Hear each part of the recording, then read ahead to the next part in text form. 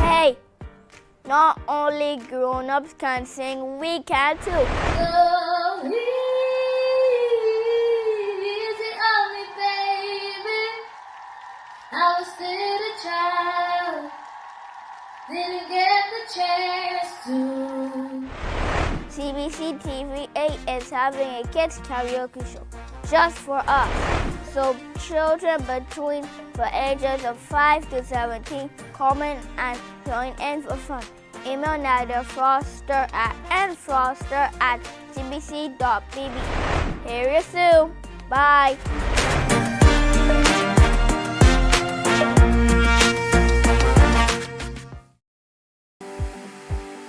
For the past 19 years, QFM has been sharing with you, learning from you, and together building a community for all mature audiences. That's why we say Q is good for you. To our Q family, we say thank you for staying connected to Q.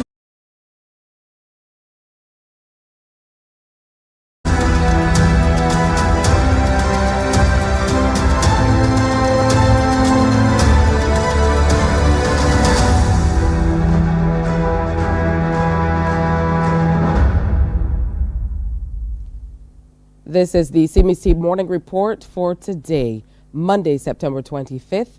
I'm Tisha Hines. Good morning.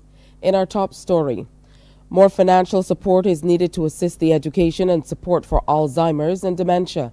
Executive Board Member of the Barbados Alzheimer's Association, Kayla Branch, spoke to the Morning Report about the charity and the support which it needs at this time. We seek your support, the support of the public, the support of the corporate community to assist us with respect to our goals. Alzheimer's disease and dementia is very debilitating and affects not only the person or the patient who is directly affected, but as well as their caregivers or family members. And of course, to support them, we do need resources. We're very thankful for 2023 to have a number of persons on board with us. And of course, at the end of the day, I always want to pay gratitude to those individuals. She says a dementia-friendly society is what they're aiming for, and that's why information is being disseminated to all.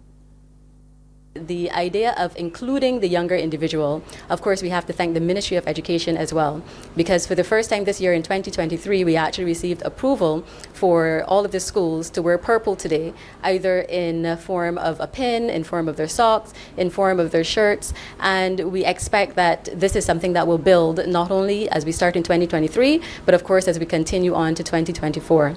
Additionally, we also wish to thank DB Productions, New Look Company, Ticket Links, and Gift Your Gratitude, all of whom have assisted us in allowing us to heighten awareness, either through the media or through in kind, as it relates to our activities and events, which basically help to engage you, the public. When we're thinking of Alzheimer's and dementia, we have to recognize that the impact is great. It is very difficult to deal with your relatives who you may find changing right before your eyes. And ultimately, you may feel as though, you're losing them. And to be honest, they feel as though they're losing themselves. And so we all have to work with tolerance and grace in an effort to ensure that in this aging population of which we, of course, are a part of, that we not only do our best for our relatives, but the reality is we might be the next one a few years from now to have implications from this disease. And we would want the same grace that we're imparting on them, we will want to know that we have this applied to us. Ms. Branch says reducing the risk factors is what they're working on. We want to work on the risk factors. A lot of them coincide with the cardiovascular risk factors as well, things like reducing your blood pressure, looking at your blood sugar, of course your cholesterol, exercising, maintaining mental health and wellness. And we want to ensure that all of these things you pay attention to, because not only can it impact positively on reducing your risk for dementia, but obviously it reduces your cardiovascular risk as well, and the possibility of having a stroke or a heart attack, which are all things that we would want to reduce. So help us, and we appreciate your support. Help us to continue to strive towards the benefits and awareness that we are creating every single day for the dementia patient and for the caregivers who certainly tirelessly and sometimes with great financial burden help to support the society when we think of this very heartbreaking disease. Now, reduction of these risk factors is also key to the University of the West Indies Faculty of Medicinal Sciences. Deputy President of the Medical Sciences Association, Joshua Grant Desir, says they will continue partnering with key associations. We're actually looking to continue partnering with those associations in Barbados, like the Heart and Stroke Foundation. Obviously, right now we're partnering with the Barbados Alzheimer's Association and other associations in Barbados that are promoting healthier living, bringing awareness to diseases and so on, because we are committed to actually playing our role in society of promoting healthy living, increasing the awareness of disease and risk factors for disease, and actually working at the community level to ensure that persons are getting the opportunity to get that education that they need about diseases that they may be at risk for, or diseases that are prevalent in society that persons suffer from, so that they are able to adequately deal with these persons and function in society as a whole. Coming up on the CBC Morning Report, we'll tell you why Grenada's Ministry of Education is warning parents about being delinquent.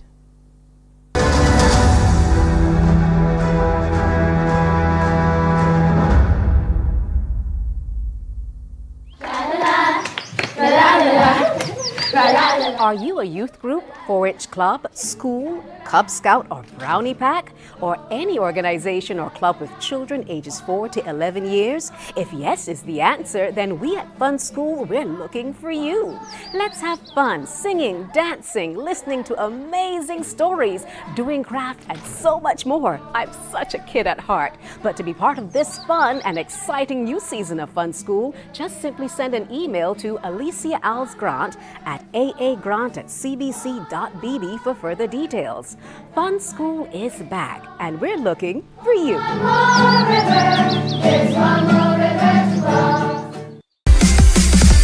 While you go about your business, we go about our business, and that is gathering the news. Stay up to date at CBC News Barbados on Facebook, Instagram, and Twitter. Get news update on radio throughout the day. And join us for the CBC News Night at 7 every night.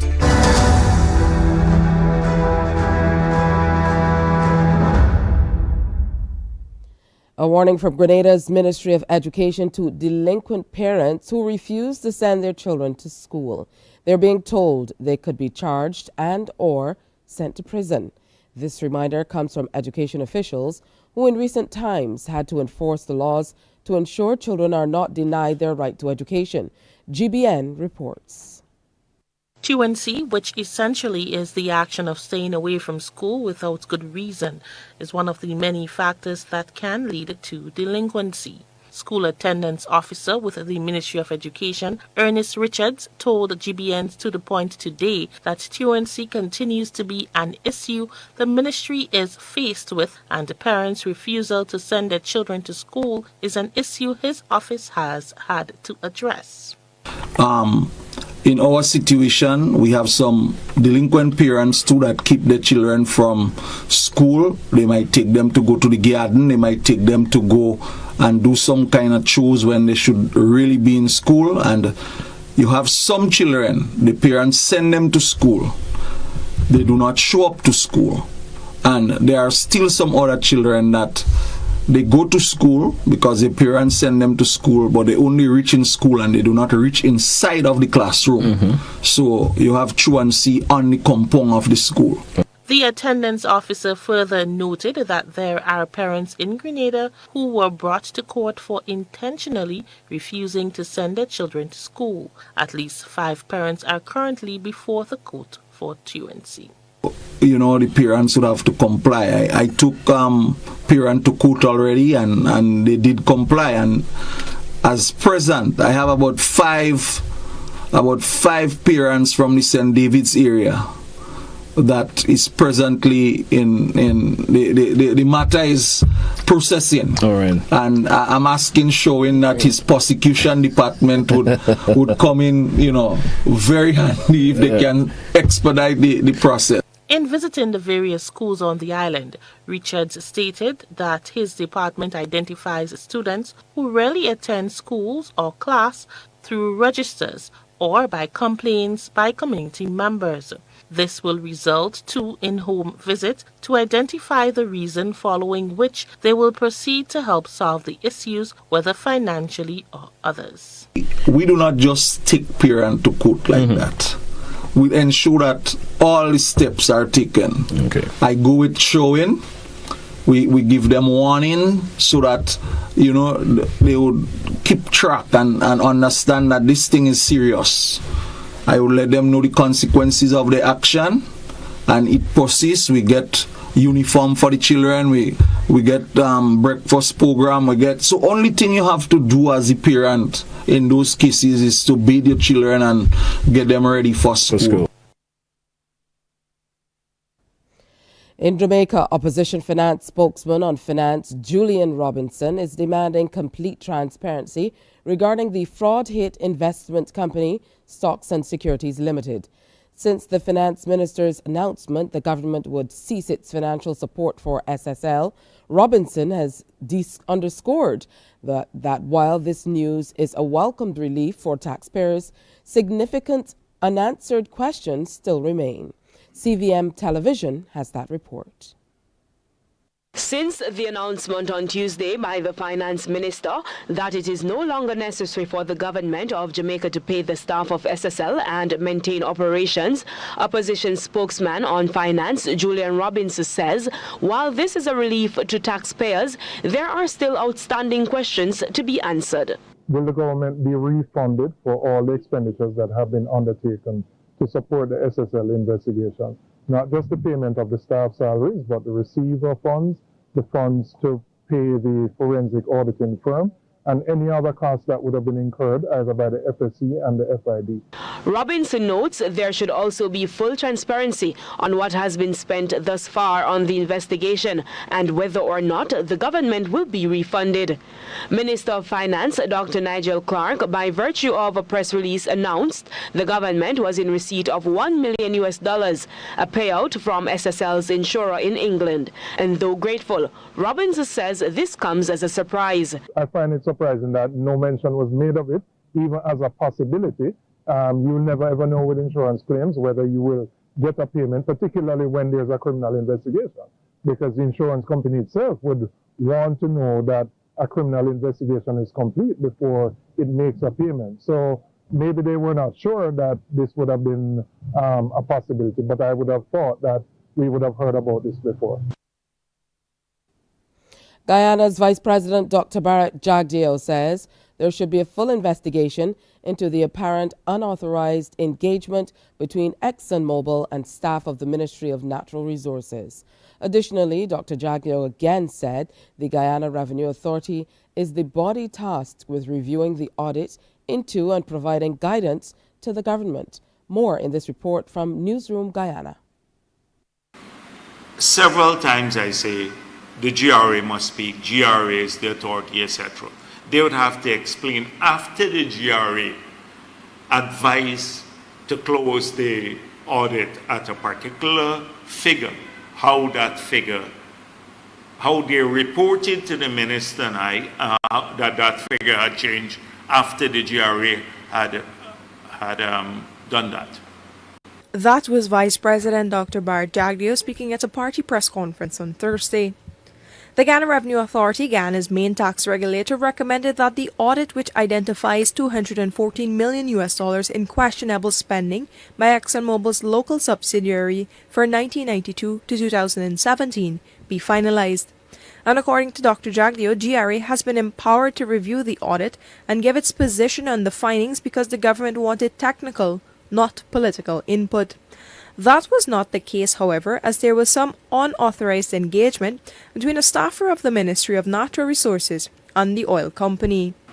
I would want to await the full report from the minister to the cabinet, which will then the ministry would have to disclose to the public too. At that point in time, then we'd be able to identify who all the people are, who did this unauthorized contact with Exxon, and when it took place, Jagdeo doesn't believe that the unauthorized engagement would influence any move to arbitration, so Guyana can get back any money it is owed. South Africa is facing a backlog of asylum applications and appeals as its system struggles to keep up with the number of claims. Rights lawyers say thousands of people, mainly from other parts of Africa, are waiting too long to find out the outcome of their cases. We get more in this Al Jazeera report.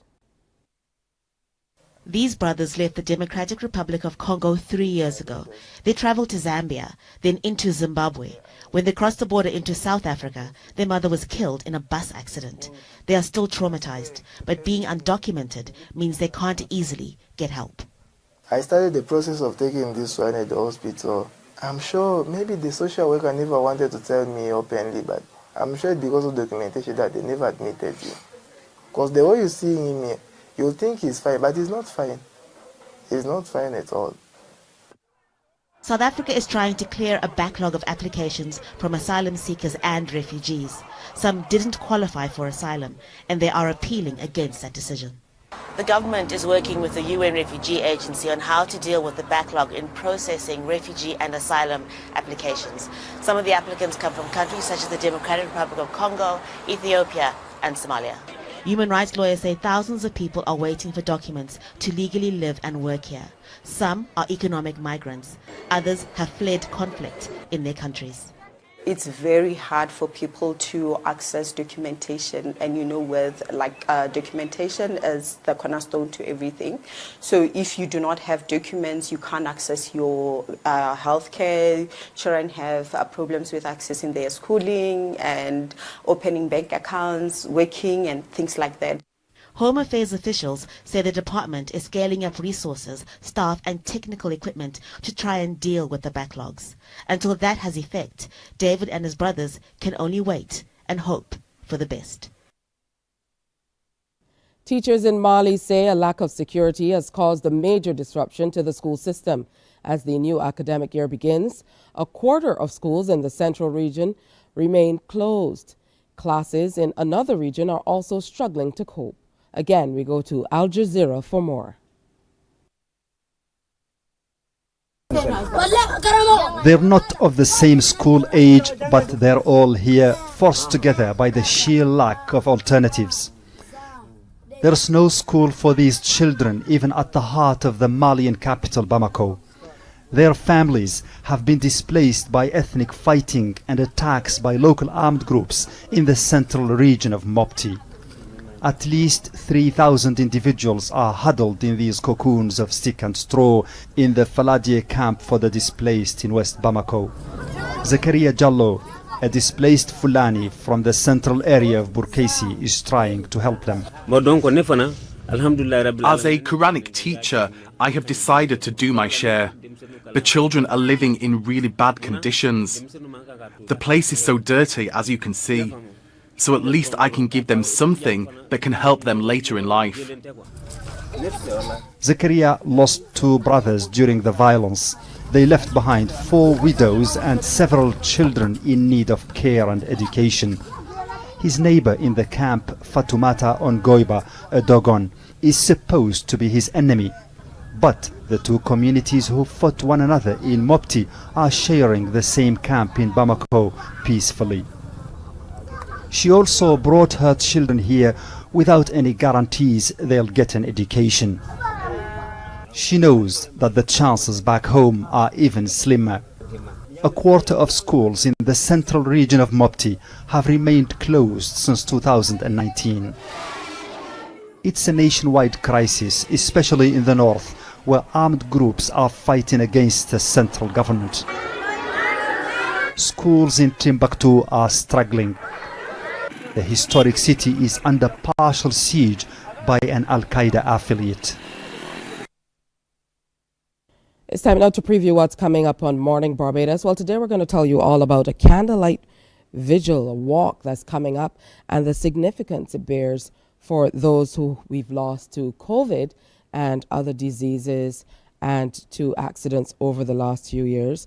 Also, we're going to have Marsha Gomes McKee in to tell us all about Caribbean Books Foundation There's an art and story competition coming up that we want to share more with you about. And the Growing Together Small Business Training Program, an initiative of the NTI and Coca-Cola.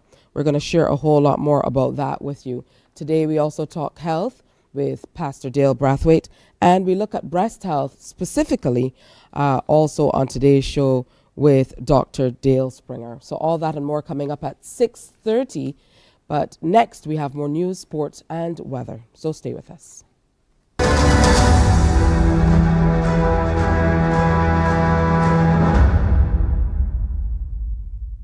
There is a saying, you can find a Bajan anywhere. Are you a Bajan living abroad? Or do you know of one who has migrated to another country? Well, we at Mornin Barbados would love to have you or them on our Bajan Afar segment. Share your amazing stories, experiences, and how you have adapted to a new culture. Send us an email to morninbarbados@cbc.vb. And together we will travel the world.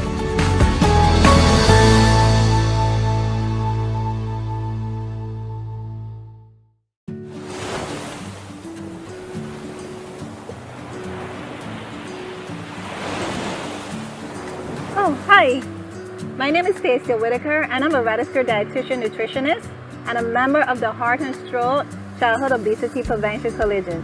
My motto is, when in doubt, leave it out, and it goes for when I'm eating, because sometimes things have ingredients that we're not sure of, and I like to keep it simple. And if I'm eating something and I'm not sure the ingredients in...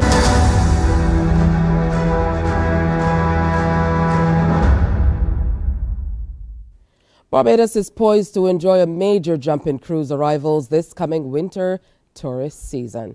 That's because the island's cruise tourism numbers for the new season are projected to come very close to the year when the highest ever number of arrivals was recorded. Minister of Tourism and International Transport Ian Gooding-Edgell spoke about the development at the Barbados Tourism Marketing Incorporated Thanksgiving Church service at the Anne Gill Memorial Methodist Church. The tourism minister says the island has been able to continuously build relationships with cruise operators over the years, and the projected results for the coming season are just some of the results of those efforts. This coming winter season, 2023-24, it is projected that Barbados will receive 396 cruise calls with an estimated 722,000 passengers, up from last year's 358 calls with 608,583 passengers, an increase of 38 ship calls and 106,556 passengers.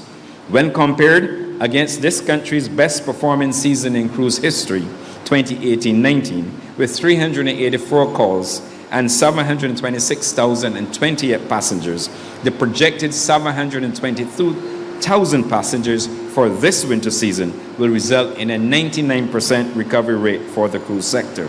The minister adds Barbados continues to be a top destination for European and UK cruise lines, and the news is timely, especially against the background of the island's overall cruise strategy, which is already in motion. We have made a number of enhancements to our cruise ports, making it more efficient, visitor-friendly, and technologically savvy. This supports our goal of growing cruise business over the next 5 years. A 7-year cruise growth strategy is being finalized. This growth strategy will allow us to realize incremental growth through pre- and post-cruise stays and increase visitor spend on island. Furthermore, the air and seaports and the BTMI have been engaged in customer service improvement strategies and training to improve both ports of entry to maintain our guest satisfaction. And the minister says plans are already in motion for the 2024 tourism campaign. World Tourism Day will be officially celebrated on Wednesday, September 27th. The Barbados Fire Service is introducing drone technology as it continues to modernize its operations. Word of this from Minister of Home Affairs and Information, Wilfred Abrams. He says the acquisition should be completed within the coming weeks. Mr. Abrams was speaking at a church service to start Fire Service Week at the Bethel Methodist Church in Bay Street. The fire service is a profession that accommodates a professional way of thinking and a professional outlook. The chief has advised me that within the next week or so, we're going to get our facilities are going to be complemented by the addition of 4 drones to help in fire mapping in Barbados. So the fire service is now gone to drone technology. The Home Affairs Minister also says monies have been allocated to acquire equipment to help build out the modern vision for that service. A lot is being done in this space, and a lot of money is being spent on the Barbados Fire Service. We're in the process of getting a number of other appliances that the chief has been begging and harassing for quite some time, right? But his pleas have not fallen on deaf ears. So the fire service is about to be provisioned in a way that makes it probably the best fire service in the Caribbean. And I think we're there already, but once we get the additional equipment, we will definitely be there for certain.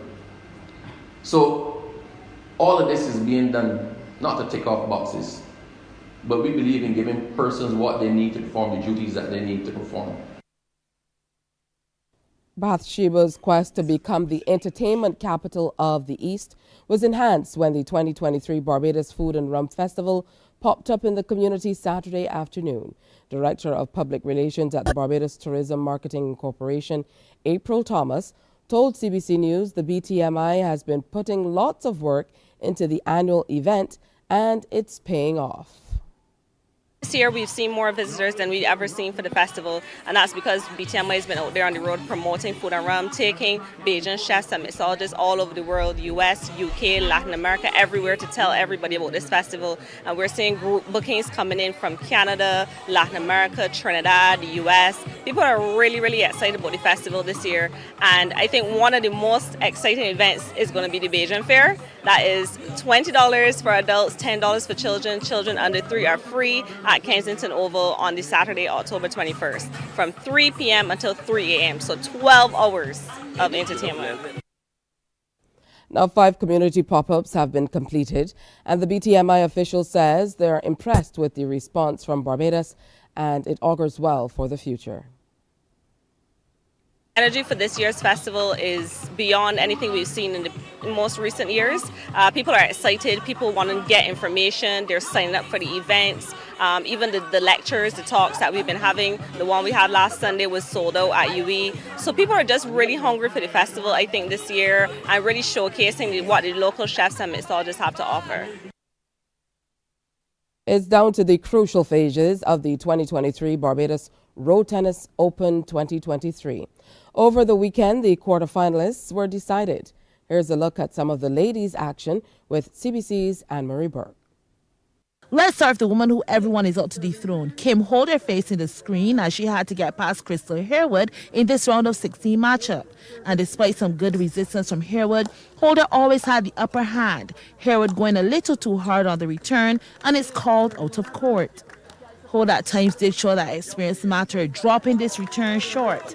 Harewood had some shining moments as she too returned short to leave Holder reaching unsuccessfully. But the reality is Holder is not about to relinquish her crown so easily. And you can't beat her experience. That nice backhand return. And this is where Holder would claim the first game. Harewood goes into the net. Holder took the first at 21-14 before she went on to claim the second at 21-12 and is through to the quarterfinals. Joining Holder will be young Kezia Blunt, who made it a 3-game thriller between herself and Estefine Holder. Blunt won the first game at 21-15, Holder the second at 21-14, and this is a deciding game. Blunt nicely smashed at the net. Blunt plays a more flat-footed, easy-going game, but with ball placement had Holder on her toes, and when the openings came, she delivered, beating Holder in backcourt. But Holder was not about to go down without a fight, and the long rally showed it. And she then smashed this point. It was experience over youth there. Holder was applying the pressure when needed. Blunt goes into the net. It was truly the night's most competitive game. It was return for return, play for play. Both ladies really giving it their all. And then Blunt switches it up to her advantage. And this is where it was won by Blunt. Holder serves and she returns. The ball crosses again before Holder hit into the net. Youth won out this time. Blunt taking the deciding game at 21-17. Thanks, Anne-Marie. Time for us to take a look at weather. The barometric pressure today stands at 1012 millibars. It's already very warm outside, 28.1 degrees Celsius. The relative humidity stands at 82%, and the winds are blowing out of the east at 24 kilometers per hour. Present weather fair with slight haze. Sea conditions for Barbados: smooth to moderate in open water with northerly swells ranging from 1 to 2 meters. And here's a look at how the tides roll in for today. General forecast for Barbados: cloudy with the occasional scattered light to moderate showers and a chance of isolated thunderstorm, mainly during the early part of the night, becoming a mix of clear skies and clouds after. And again later it's going to be a mix of sunshine and clouds with brief isolated light showers. All right, that's it for today's morning report. Do join us again at 12 noon on TV8 for Newsday, followed by The World at 1 via our radio network of stations on 100.7 FM, 98.1 The One, and 94.7 FM. Morning Barbados is next. Wake up, wake up, wake up, wake up. Barbados, get up. Good morning. Good morning, Barbados. Good morning. Good morning to you. Good morning. Morning, morning, morning.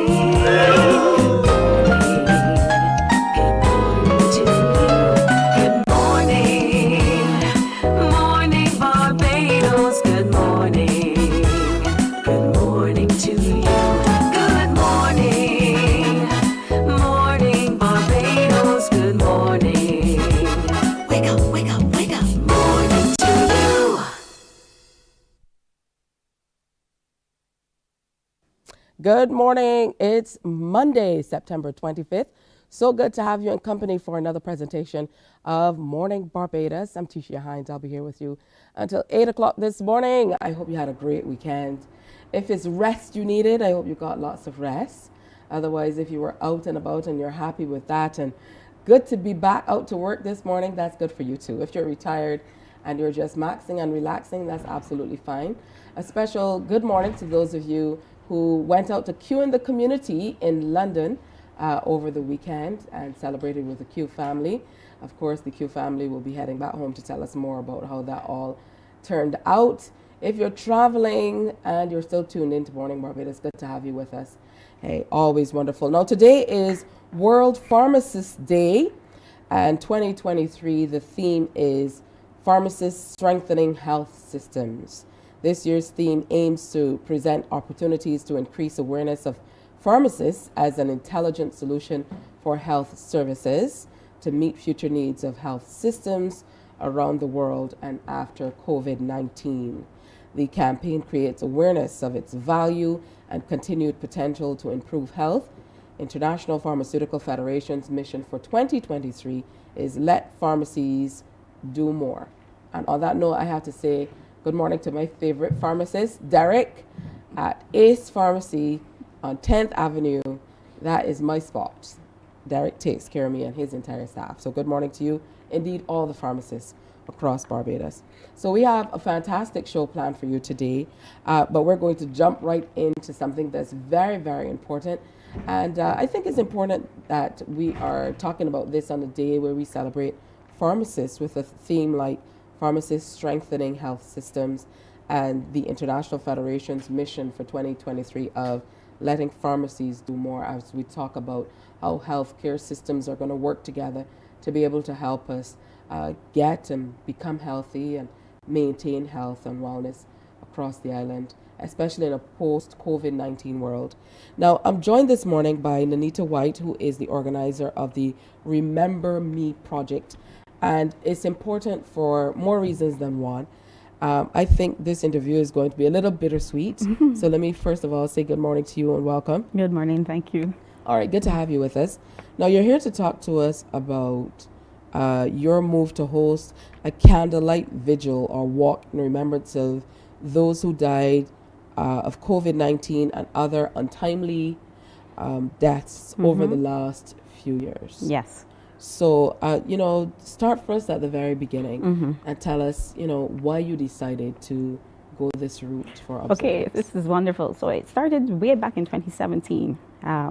And back then there was no COVID, obviously, but I had recognized that there were a lot of deaths happening around the island, and a vast number of them. And I think that is what brought the awareness at first. But then after COVID hit, and then we recognized that we were losing a lot of what we call the strengths of the nation, because we lost a lot of seniors, we lost a lot of young ones. I too lost a lot of friends to COVID, a lot of young people, surprisingly, and that was very traumatic for me. And I think that is where the concept and the idea came about. And then what I've realized is that we weren't really talking about it.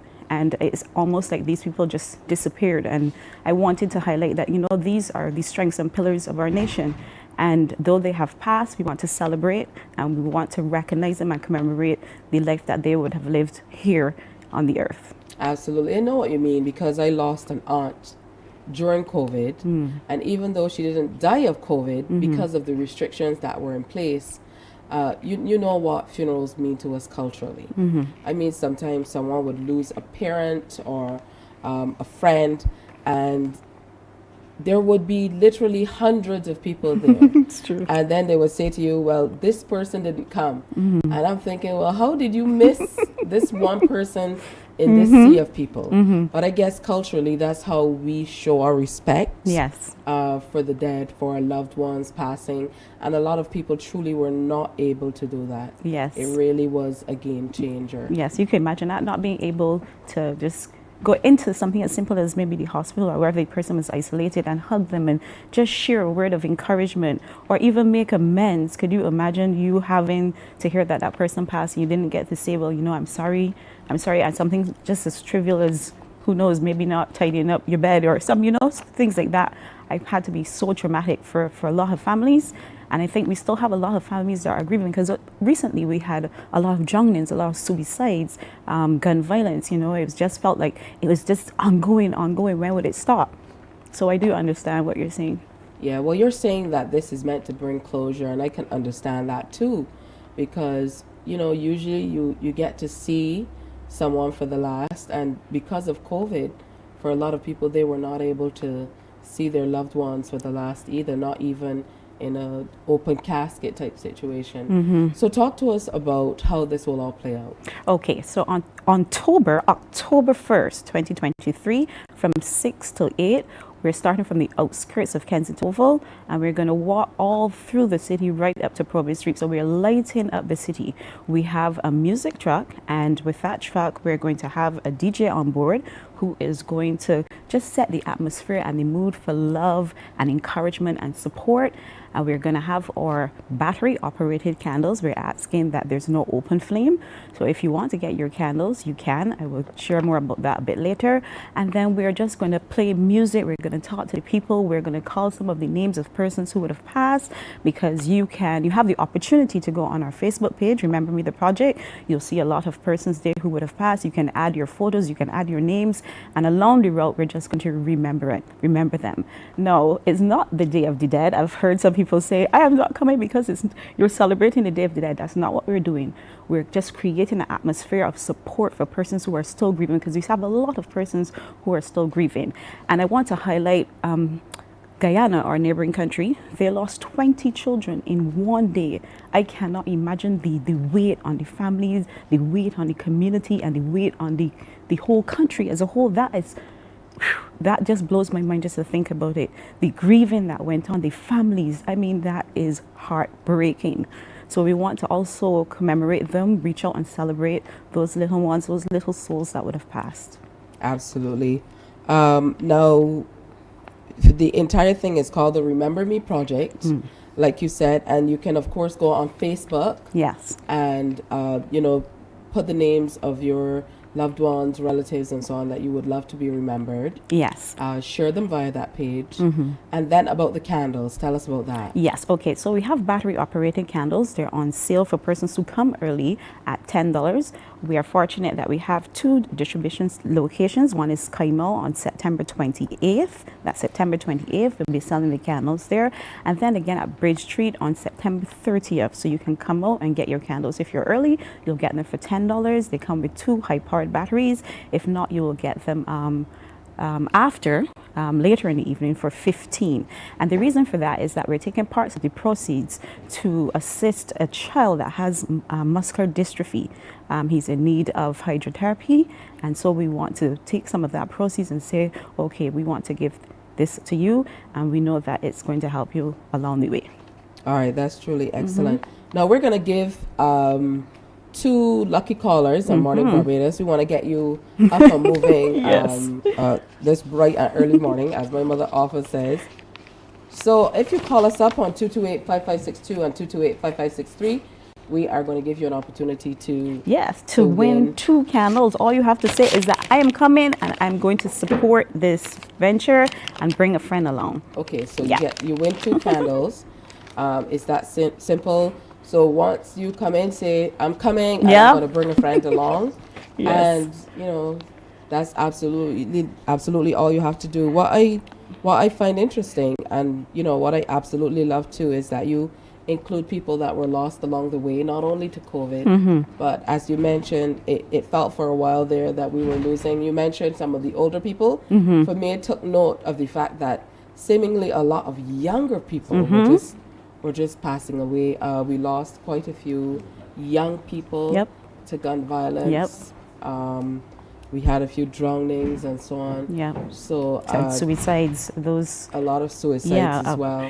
So, you know, I believe stuff like this is really important for us to kind of reflect on what's happening as well and look at where we're going as a country. Do you agree? Yes, I 100% agree. If you remember, there is part of our national anthem, and I want to just highlight this because the Remember Me the project, yes, we're remembering those who would have passed, but we're also remembering Christ. Let me just point out that in our anthem, it says, the Lord has been the people guide for past 300 years. With him still on the people's side, we have no doubt or fears. And we want to keep God on the people's side. So we want to incorporate him into this. We can't leave him out. The source of our strength, the source of our country. And then, as you said about those who would have passed, no, I also lost family members to unfortunate circumstances, and again, as I mentioned earlier, to COVID. But what about those grannies that used to get down on the knees and lick down, pray and everything for the nation and stop all those hurricanes that would have targeted Barbados and I mean destroyed Barbados? You know, we miss them. We miss them being part of our everyday lives, and that is something that has greatly touched my heart. And it's very overwhelming when you really think about it. But I want to highlight that there is a number to call. I didn't mention this just now, that you can call 234-5827. You can get more information at that number, or you can pre-order your candles. That is 234-5827. All right, so you have the candles nicely packaged. Yes, nicely packaged. Yeah? Yes, so you'll just get a little thank you stamp on it, but this is just to show you how the flyer look a bit. It says, Remember Me, the project. Yeah, Remember Me, the project. And then the flyer, there's a larger piece of flyer, but we didn't want to give that whole thing. So it just has the date when it's October 1st, 2023. And the time, 6 to 8 p.m. It's starting from the outskirts of Kensington Oval. And we're going to light up the entire city as we walk through and as we support each other in love. Now, I'm asking people to wear white. That's probably why I'm wearing white this morning. But you don't have to. You can come in your shirts. You can have a photo of that loved one on your shirt. You can wear a badge, a scarf, your placard, whatever it is, you know, something that you help you remember that loved one. Maybe I don't know, it might be a ring, but it's a piece of jewelry, anything that helps to support. You can also bring your little bouquets or a flower or something that we can just rest and just say, you know, we miss you, we love you, and we're celebrating the life that you would have shared here on earth. Yeah, this is not something that we usually do in Barbados. We hear of one-off candlelight visuals, but we don't usually celebrate in this way or observe people's lives in this way. Remember, you can call 228-5562 or 228-5563 for a chance to get the 2 battery-operated candles and come out and be a part of this amazing initiative. Yes. You said you're anticipating about 300 people coming out to be a part of it. Well, we would love that. Remind us of the route you're going to take. And the dates and all of that. Wonderful. So get to the phone line quickly, because if she comes to the end, we're going to have to wrap up, and then maybe we might be able to offer them a little bit later. So remember, you're calling 228-5562 or 228-5563 for these 2 battery-operated candles to be a part of this vigil. If you've lost anybody at all, this, of course, is the time to come out. Good morning. Is someone there? Hi, good morning. Hello. Hi, good morning. Good morning. How are you doing? Not too bad. Is that good? I'm having a good morning. Okay, that's good. Because we know Barbadians like to say, not bad, double negative, but it's good. So if it's good, I want you to say good. All right, so did you lose anyone over the COVID period or during that time that, this would resonate with you? Yes, please. We lost a member of our organization, and then of ours that is political, and I would have lost members. Yeah, I know we've all lost somebody. We know, a friend, a neighbor, a colleague. It was just a very crazy time. So thanks for calling, and we're going to get these to you. Yes. So don't hang up. The producer in the back is going to take all the information.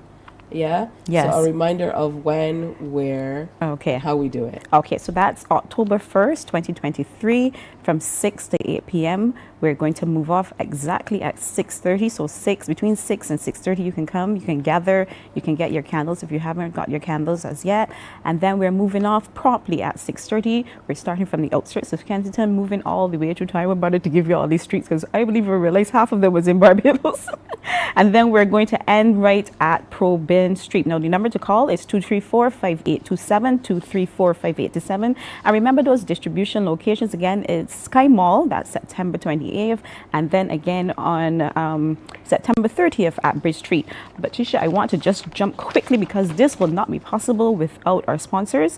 And quickly, that is Hot 95.3, VOB 92.9, Beyond Designs, Barbados Muffler Center, Armstrong Agencies. We also have actually sponsors that don't wish to be mentioned, Sky Mall, thanks to those. A special thanks goes out to the person who actually designed our flyer, that's Nick Production, Graphic Designs and Marketing, and to all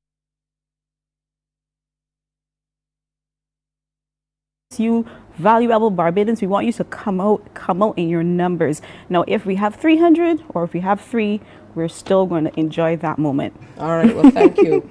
And of course, thanks to CBC too for facilitating this interview. Absolutely. Thank you for coming in. All right, we're going to take a break and come on back. Stay with us. Morning, morning, morning. Good morning. Good morning to you.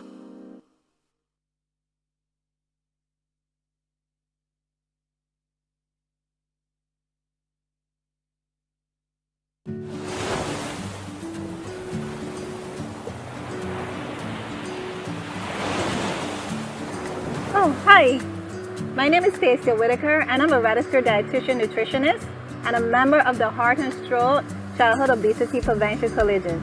My motto is, when in doubt, leave it out, and it goes for when I'm eating, because sometimes things have ingredients that we're not sure of, and I like to keep it simple. And if I'm eating something and I'm not sure the ingredients in that particular thing, then I choose to leave it out. So I keep my snacking simple with fruit, nuts, or just water. It's easy to remember, there's no added ingredients, and it's also very nutritious. So remember, childhood obesity is real, so choose healthier alternatives. And when in doubt, leave it out.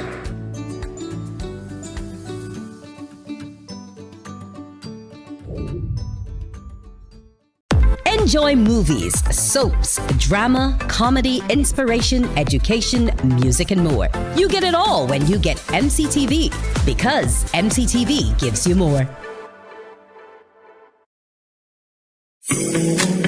The facts say Morning Barbados reaches an audience of over 50,000 and Newsnight reaches over 56,000. It's simple. When you advertise, you're getting your message to over 50,000 of your potential customers. Make the call to CBC Sales Department today and watch your business grow. Contact us. Good morning. Good morning. Good morning to you. Good morning indeed. The time is swiftly moving on. It's already just about 11 minutes to go before 7 o'clock. If you're heading out to school or work, you want to make sure you get a move on. Even on my way here this morning, around 5 o'clock, it was already busy outside. So I know people are getting out earlier. You want to make sure that you're on time. Absolutely nothing wrong with that.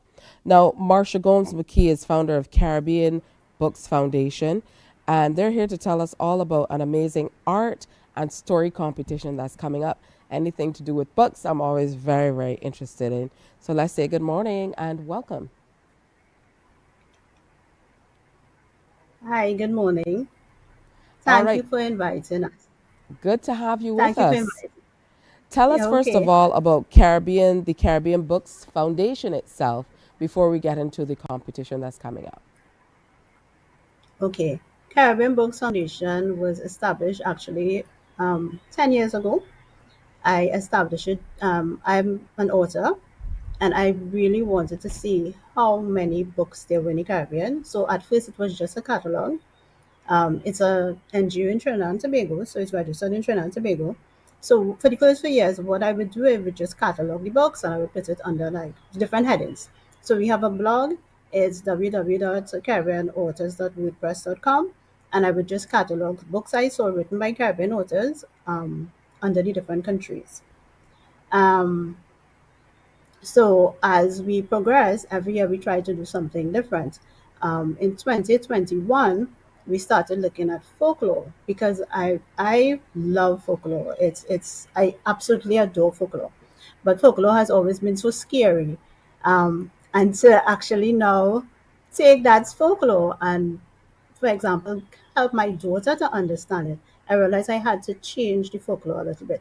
So the stories can be all that scary. The stories had to be a little different.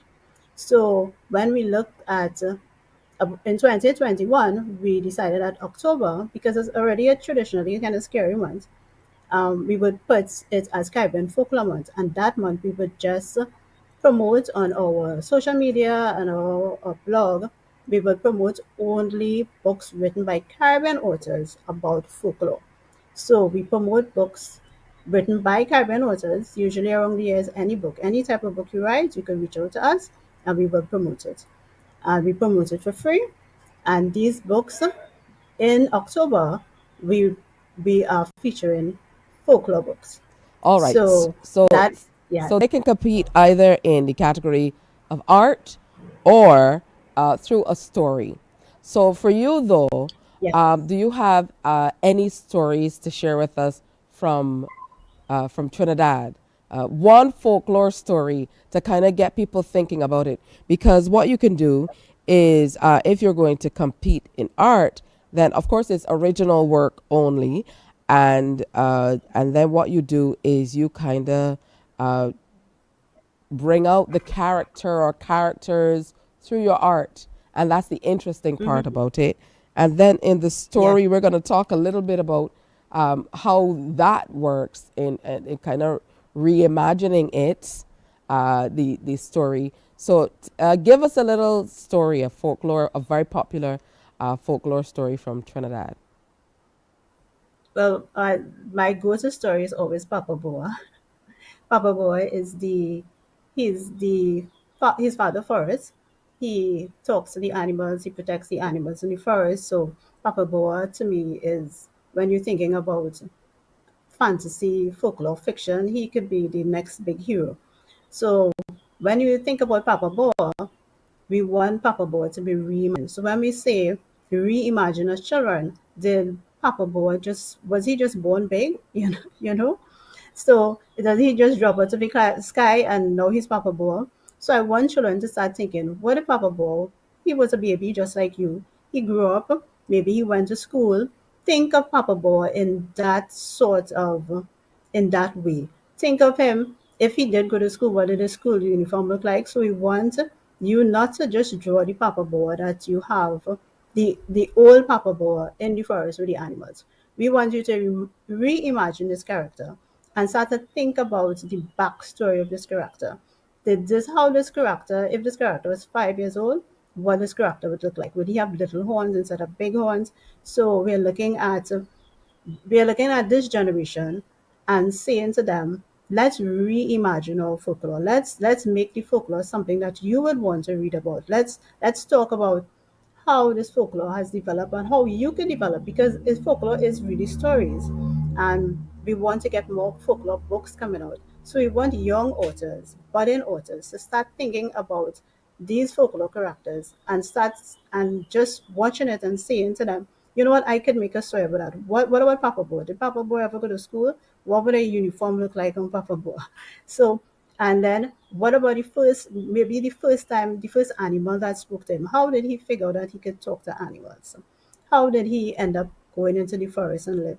So we want the stories to be imaginative, but we also want children to think about, to give the characters more depth and to write something that they would want to read about, not just the traditional Papa Boys in the forest and he's luring hunters away and he's scaring people. We want we want our folklore to be fantasy fiction, and we want it to be able to cross over to have as many books as possible. So you're looking at just as how you have Thor, just as how you have Spider-Man, and they all have like a story. We have so many wonderful characters in the Caribbean, so many that for the past 3 years that we've been doing it, we're only uncovering more folklore from when we check different islands and we say, well, what's your folklore? And we keep uncovering more and more folklore. And each one of these folklore can actually be is a full story. All So right. we want any art competition for you not to just draw the Papa Boa of today. We want you to think of Papa Boy when he was younger, and we want, when you're writing your stories, not just think about it from as the Papa Boy of today, but how was he growing up? Something like that. Right. So bring a story with it, a bit of a modern twist. Well, I know that for some of the folklore stories, they exist across the region, but we know them by different names. Here in Barbados, I don't know if we share a lot of these stories with the younger Barbadians now, but this is a great opportunity. And I think it's a good opportunity even for us during this month, which usually heading into October, as the rest of the world will look toward Halloween. I like the idea of making it Caribbean Folklore Month. I absolutely love that, because in a way that's kind of our own Halloween. Yes. And if we can have people coming out dressed in these characters, it will be very interesting. Now, I know, like, you guys talk about the Sukuyan, which is the young lady who, like, sheds her skin and turns into a ball of fire and all of this. Yes. In Barbados, I think we used to call them the fire hag. Have you heard of that, Somers? Like the fire hag? Yeah, I think, stuff like that. Those stories that we used to hear. Of course, everybody knows about Anansi, the Anansi stories, Anansi and the flowers. And Anansi was just a tricky little spider. He was a trickster kind of thing. What else is there here in Barbados? Of course, we call them duppies. What do you call the ghost stories in Trinidad? Here in Barbados, they're duppies. We call them jumbies. We call them jumbies. Jumbi, Yes. Jumbi de. Yeah, so by different names, but certainly similar stories. We have the steel donkey here in Barbados, the Baku. I don't think we don't. Yeah, we don't have a steel donkey we don't have a steel donkey in Trinidad. But I think there's one in Jamaica. We call the Baku the buck, so we call it a buck. A buck. What's the story behind your Baku? So a buck is a little man that you capture or you buy. You go to most people say you go to Guyana and you get a buck. So and that person and that little person, you keep them in your house and they bring you prosperity. And you feed them bananas. And milk. So they bring you prosperity and you hide them. And then when people realize you're too prosperous, they go and they look to see if they find your buck where you're hiding your buck to steal it. So it's really folklore is so much intrigue and laughter. I remember being young and being so afraid of Isukunia. Oh, that was my go-to, that I think they made sure I stayed inside at night because I was afraid of Isukunia. And All it's right. only now that I got older, I realized it was a story just to Yeah. keep me, Well, there are keep me from people. romance. There are people who will swear by these stories that they saw them. Yes. Stories of people who went to meet the devil and all that. But I mean, it stirred some interesting stories, even in my mind. We definitely have to continue with this. So, talking about the story for people who are going to enter, the length is 600 to 800 words. Children for the story competition must be between 8 and 14 years old. Again, it must be original works. So you get the story together, and it will be featured during October's Caribbean Folklore Month with acknowledgements. With the art, you can use your colored pencils, paints, pastels, charcoal, clay, anything. Any artist rendering is accepted. Again, 8 to 14 years, original artwork only, and it will be featured during the month. Marcia, I want to thank you so much for sharing with us. We have lots more to do because we have to continue sharing these stories of folklore from across the region with a whole new Definitely have to generation. keep on. Yeah, it's a whole new generation, a whole new stories, and promote them. And I think there's an entire industry just waiting to explode with this folklore. All right. So is there a website people can go to? I'm not seeing a website here, or a Facebook page, an Instagram page that they can find out more information. Yeah, so if we're at www.caribbeanauthors.wordpress.com, that's our blog. So if you click on the homepage, you only decide, you will see submit art competitions and submitting. If you need further information, it's caribbeanbooksfoundation@gmail.com. You could email us there. And we're on Facebook and Instagram. Same thing, Caribbean Books Foundation. Look for Caribbean Books Foundation and you'll find us. All right. Well, So thank all you the so information very is much. Thank you for sharing. We're going to share another time, though, because I'm thinking about all these stories. My Guyanese grandmother had lots of stories for us, too. So, Yes, so so definitely many have a lot of stories. those stories. So good stuff. Great to speak with you. Good to have you with us. We also Thank you had a so lot much of for having me. relatives who moved to Trinidad, so we have a lot of those Trinidadian Yes. stories. Well, Trinidad is on holiday today. We had Republic Day yesterday, and because it was on a Sunday, we get the Monday off. So we are enjoying an extra day today. Well, enjoy your holiday in Trinidad. Yes. I am playing Problem Child's song for you today. All my Trini people. Okay. Today's a holiday. Have a good one.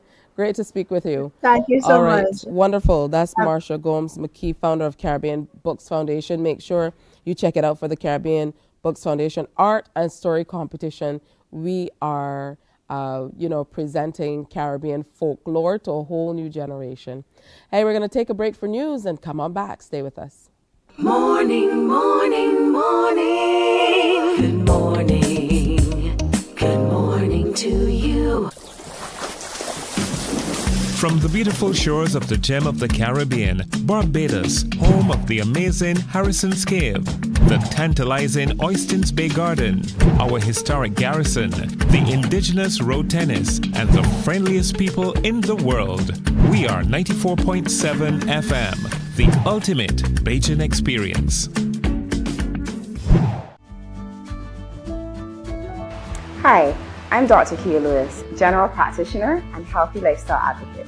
Good nutrition starts at home. So this school year, I want you to consider packing healthy, nutritious snacks and lunches for your children to carry, rather than having them buy them at school. And don't just pack things you think they should have. Have a discussion and come up with things that you both know they will enjoy.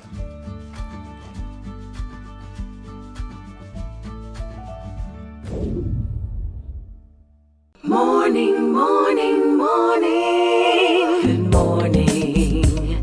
Good morning to you. It's Monday, September 25th. It's time for an update of the news.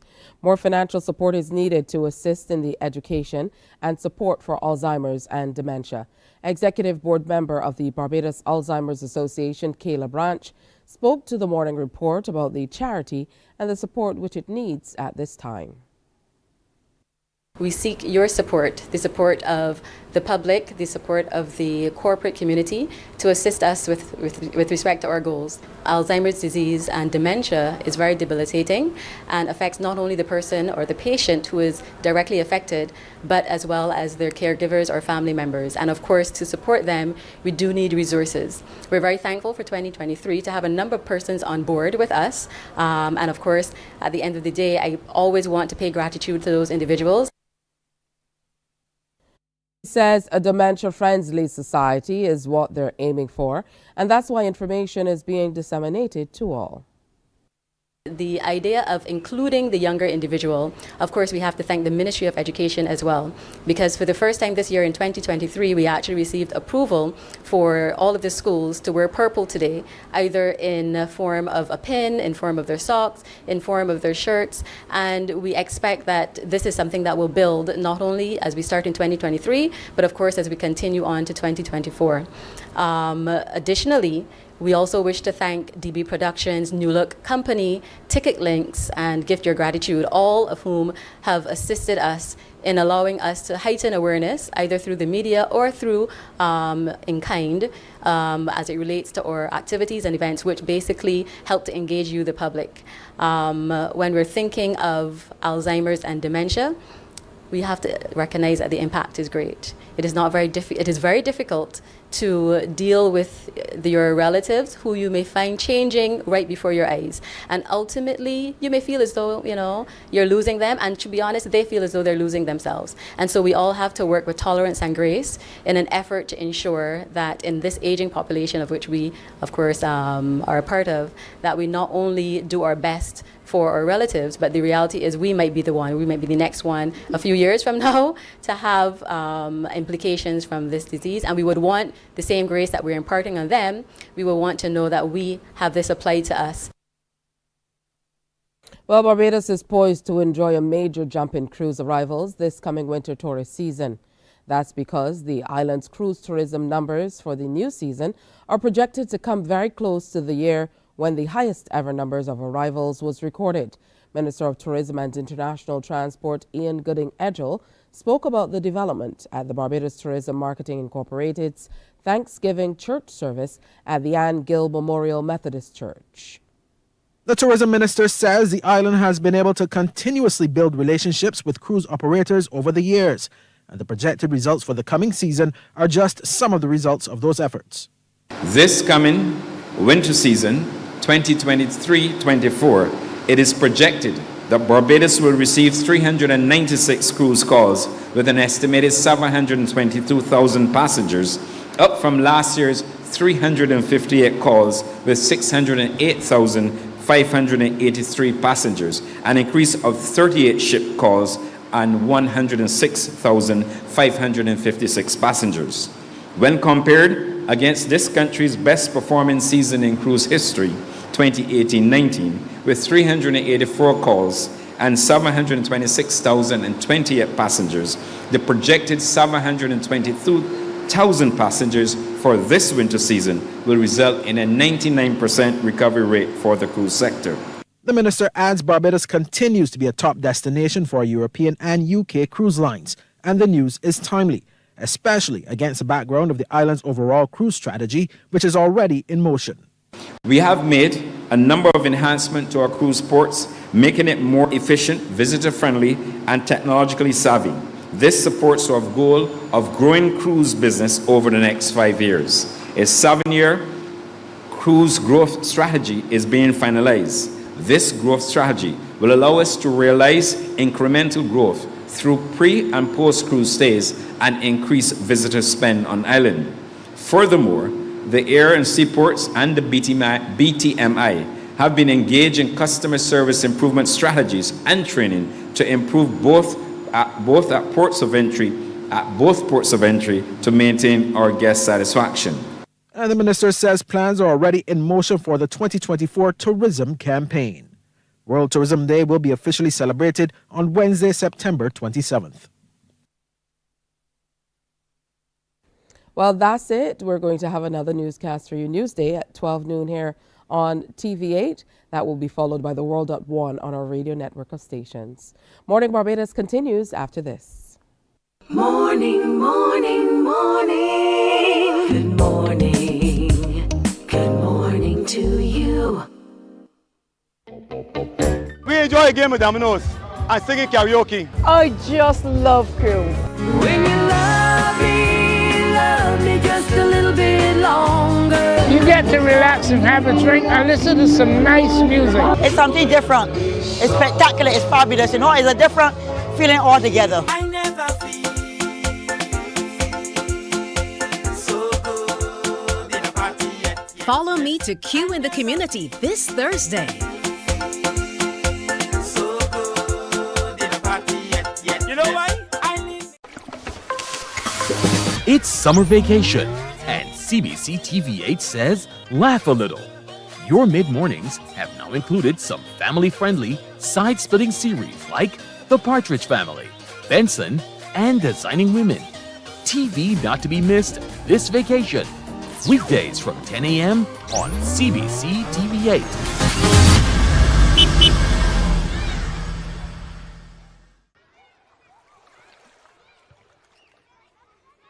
Morning, morning, morning. Good morning.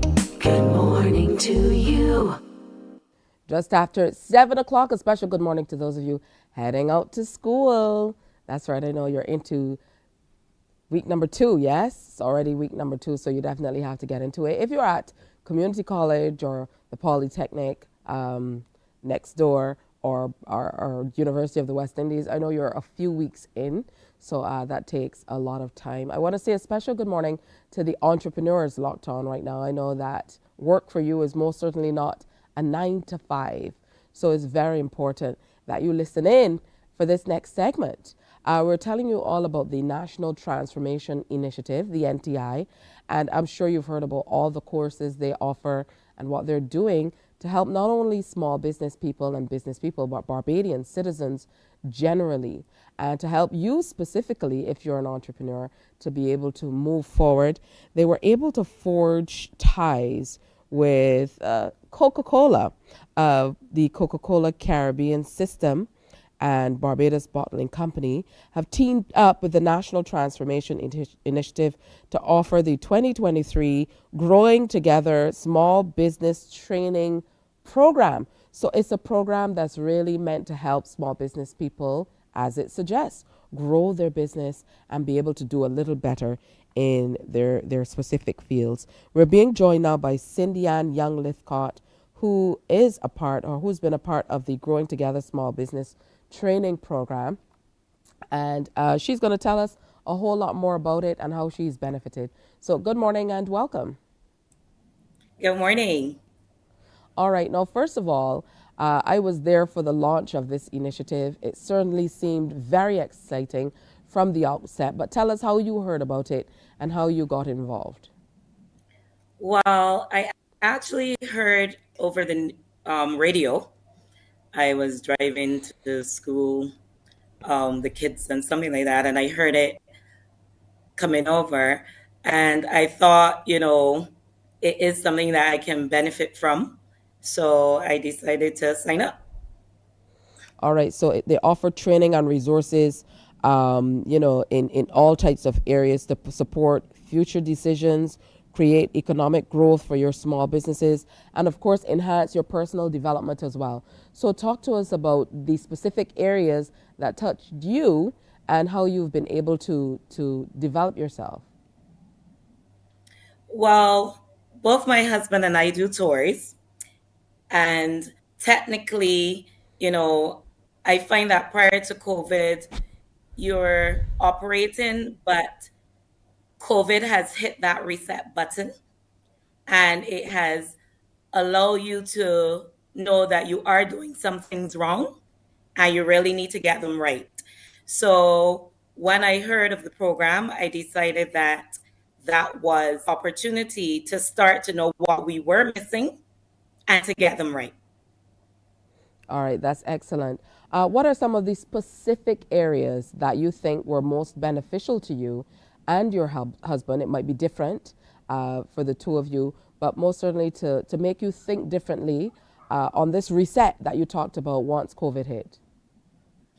Well, for starters, we try to do our social obligations to both country and business, but sometimes you're not making sure that you take care of yourself first, um, or other aspects that you need to really make sure that you are accountable for.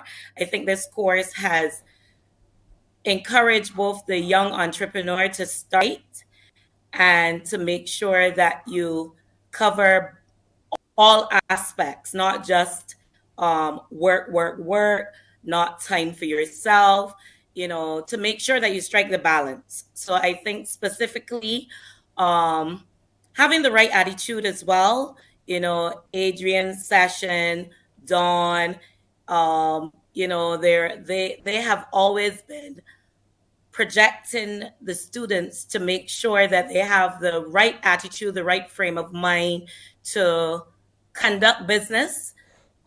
Make sure that your customers would want to come back. They would want to,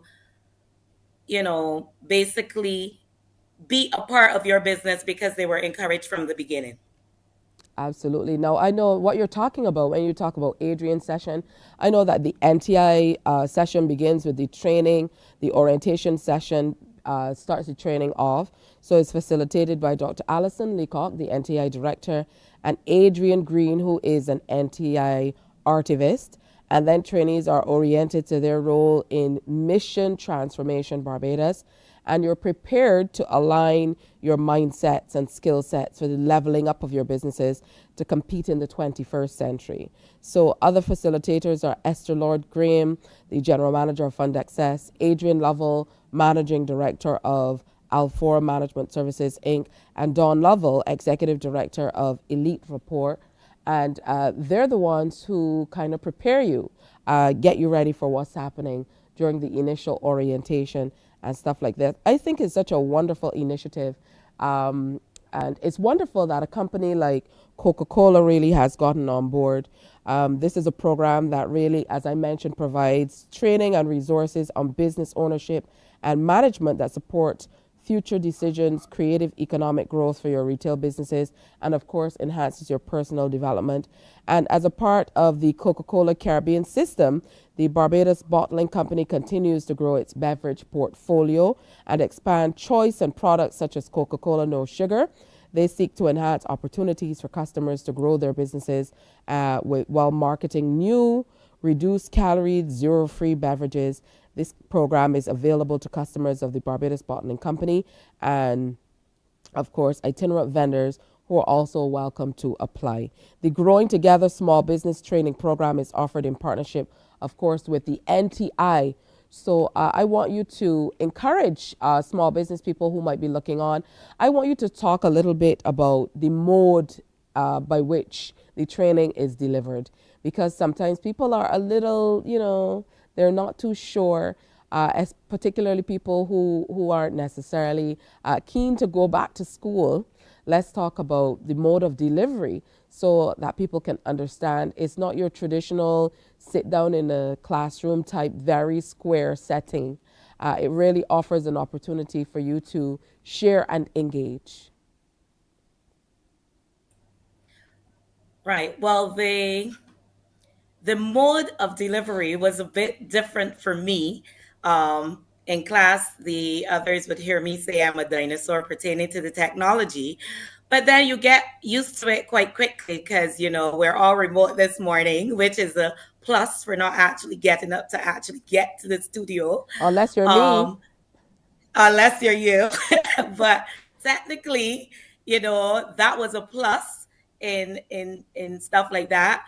So it gives people a comfort. You can do it from your home. You can learn at your own pace. And for me, because both my son and my husband are also on that same program, we wanted to do it as a family initiative as well, so that we're all on the same level, whereas businesses are concerned. For us, we can bounce things off each other. sometimes if my technology doesn't work, I'm kind of like hinting in the background, and Dr. Leacock would actually say, Cindy's looking a bit confused right now. But the mode of technologies of delivery is new. It would take some use to. Technology doesn't always cooperate. However, it still gives you that relaxed feeling because you're in your own zone. And even that is an opportunity for you to learn, because that's where we are in the world in terms of technology. So if you are a dinosaur, as Cindy put it, in terms of technology, this gives you an opportunity to be able to learn a lot more about the technology and get au fait with doing it. I know that you run a tour company, and as we look toward World Tourism Day on Wednesday, this is an opportunity for you to maybe reach out to those people in the industry, because I know this targets vendors and small business people, and there are a lot of people who help to make tourism in Barbados thrive in small business that need a little help, can do a little better.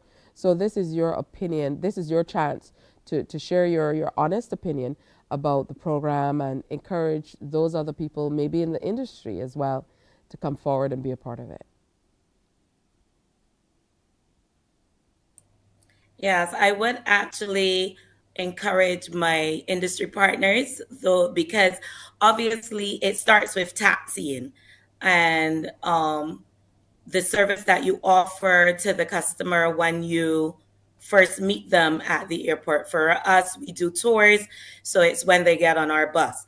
But technically, as a taxi person, they can actually join the program because it not only encourages them to be service oriented, but it also helps them that even though you're given the service, you can deliver it, you can have it set up as a business, you can be, a bit more friendly to those you meet, but also know that it can benefit both you and country in the long run if you're a good ambassador. That truly is excellent. And again, I mean, you can't miss it. It's for businesses, it's for small businesses, including vendors. So if you are a snow cone vendor, if you're a coconut vendor, it really doesn't matter. If you are, selling jewelry, you make and sell jewelry, whatever you do, this is for you. There's nothing too small. It's about growing together. And it's wonderful to see that we have Coca-Cola on board in this way with the National Transformation Initiative, sharing with our businesses and encouraging you to absolutely grow together. Cindy Ann Young Lithcott, a student, you are a member, you're a part of which cohort was it? Cohort number 2. You were a part of cohort number 2. I know each cohort usually thinks, we were the best, we had the best one. But I can see they're getting ready for another cohort to be a part of the program in this Growing Together initiative. And they absolutely are encouraging you, whatever sector you're in, whatever area of business, whatever small business it is, whatever you're vending, to at least give a call so that you can get in there, look online at the NTI and sign up for it. Now, Cindy tells us that she heard about it on the news, and you followed up. You went to the website and followed up. That's correct. I heard it while traveling on the radio. Mm-hmm. All right, good stuff. So make sure you sign up for it. It's a wonderful initiative, and it is it's something that you won't regret being a part of. Last word from you, Cindy Ann. Well, I just want to say thank you to Coca-Cola, because obviously I have benefited from the program. Barbadians to know that technically there is help out there. I mean, Esther's session for fund access and stuff, there is help in Barbados. And I think our government has made it quite clear that they're here to help. We're in this together. And with Coca-Cola, we're growing together. And places like fund access and stuff are industries, that the government has put in place to help us as Barbadians. So I think we do need to take the opportunity to first acknowledge that we need help and then take advantage of what's offered. All right. Thank you so much, Cindy Ann Young Lefcott, for sharing with us a part of Cohort 2 with the Growing Together Small Business Training Program. The important thing is for you to follow up and get online and see how it can help you, no matter how big or small you think your business is. It absolutely is for you. A special good morning to Dr. Leacock and her team at the NTI, and also to the team over at Coca-Cola as well. Wonderful partnership. This is what our community is all about, growing together. So again, thank you so much.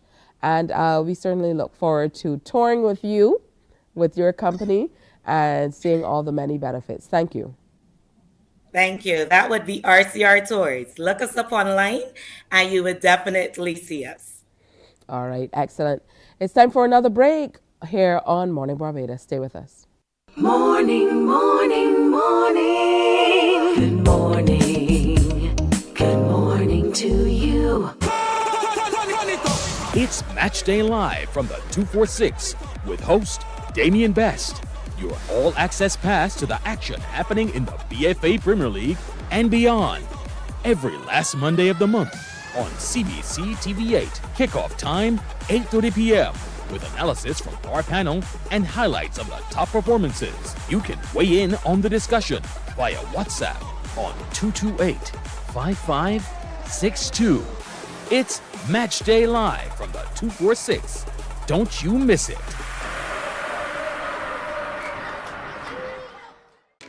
My friend, you don't plan to get it. Oh, Barbados. Morning, morning, morning. Good morning. Good morning to you. Hey, so it's 7:25. In the last segment, we told you about the Growing Together Small Business Training Program. Now remember, October 2nd is the beginning of Cohort 3, so you can go register at nti.org.bb for a chance to be a part of that cohort that's coming up. Now we move into breast health and breast cancer awareness as we look toward the month where we celebrate in just a matter of days. We'd like to welcome back Dr. Dale Springer, Consultant General and Breast Surgeon with the Queen Elizabeth Hospital. And we've been doing a little series to make sure that, all of this information is top of mind. So good morning to you, Dr. Springer. Welcome. Good to have you with us. Hi, good morning, Tisha. Thank you for having me. Good stuff. So today we're talking about the different types of breast cancer. Now, nobody wants to get that news. It's the dreaded news. People still refer to it as the big C, not even wanting to call the name. I mean, we've come a long way from days gone by where I think years ago, and I'm old enough to remember that people used to shun people when they heard about the big C, when they heard about people having cancer and stuff like that, because there was still a lot of misinformation around it, and somehow people felt like it could have been contagious or something like that. But, there are other factors that come into play. So let's talk about the various types of breast cancer that we see. Yes, thankfully most people know that breast cancer is not contagious. So a lot of patients who have breast cancer do get a lot of support from their friends, their families, their colleagues. So I'm glad to see that we are moving away from that. In terms of the different types of breast cancer, the different ways of classifying breast cancer, but one of the simplest ways to look at it is something called non-invasive, which is ductal carcinoma in situ, or DCIS for short, DCIS, or invasive breast cancer. So non-invasive simply means that it is confined to the breast and is early and it does not have the potential to spread, whereas the invasive type of breast cancer has the ability to spread and affect different parts of the body, such as the lungs, the liver, the bones, the brain, etc. So that's one way of looking at it. And then when you have the invasive types, we then subdivide them by certain tests, biomarkers tests. We subdivide them. We look for different receptors or markers, or simply put, flags on the cancer cells. And the three most common flags that we look for are the estrogen receptor, the progesterone receptor, and the HER2/neu receptor. So this helps us to say what type of cancer it is, and it also helps us to predict how the cancer will respond to treatment, and also gives you some idea about prognosis. All right, so let's talk about those ones because, as I understand it, the type of cancer you get can be determined by heredity and things of that nature as well. So let's tie that up. Right. So hereditary breast cancer is in some way linked to the type of breast cancer. So, for example, persons who have the BRCA mutations, which we talked about earlier, they tend to have more triple negative breast cancers. Yeah. And in terms of the markers, it tells you what type of cancer. So when you don't have any of the markers, that is when we call it triple negative breast cancer. So the three markers or the three flags that we just spoke about, if you don't have any of those, it's triple negative breast cancer. And we hear a lot of talk about triple negative breast cancer. Yeah, it's the most aggressive type of breast cancer. And unfortunately, we have some studies that show that the prevalence of it in Barbados is higher than in other parts of the world. So triple negative breast cancer is one of those types of breast cancers that we hear a lot about, and it's linked to genetic predisposition. But even without the genetic predisposition, we still see a lot of persons with triple negative breast cancer. You also have the hormone receptor positive one, which is the estrogen or the progesterone receptor, which is positive, and the HER2 receptor is negative. We tend to see this most commonly in the older patients, and this has a little better prognosis. It tends not to be as aggressive sometimes. It doesn't spread to other parts of the body as readily. All right, so let's talk about the treatments that can be done. Is the triple negative breast cancer also the same as, because I've spoken with a young lady who told me that she was classified as BRCA1. I suppose that's what you're talking about. But she also had, her mom had breast cancer, and a few other female relatives also had the similar type of breast cancer. So is that the same? Not exactly. So the BRCA1 is the gene that predisposes you to breast cancer. So you have this abnormality in the genes, just the way your genes are made up, that predispose you to breast cancer. And then the type of cancer you get is where you say it's triple negative or HER2 positive. But the BRCA1 is just the gene that predisposes you. And then the cancer will have different types. So even though you see an increased predisposition to triple negative breast cancer in persons who have the gene, not everyone who has the gene will get triple negative breast cancer. They can still get other types of cancers. So that's why it's important to still do the genetic testing and also the biomarker testing for the types of cancer. All right. Now, if we look at what's happening on the world stage, for people who follow, what's happening internationally, I know that just a few years ago, Angelina Jolie, who is a very popular movie star, she came out and said that I believe because she has that BRCA1 gene, that she decided to do a double mastectomy, which is take off her breasts, and a hysterectomy. What does something like that do for someone who does in fact discover that they do have that BRCA1 gene? Right. So what she had is actually preventative treatment. I don't think she actually had a cancer, but she had the test which showed that she was predisposed to cancer. In the case of BRCA1, it can go up to as high as an 80% lifetime risk of developing breast cancer. So armed with that information, I believe she made the decision to try to remove the breast to try to prevent her developing breast cancer. The gene also predisposes you to ovarian cancer, even though at a lower rate. So I suspect that maybe why she would also had the prophylactic removal of her ovaries, because she had this genetic testing information.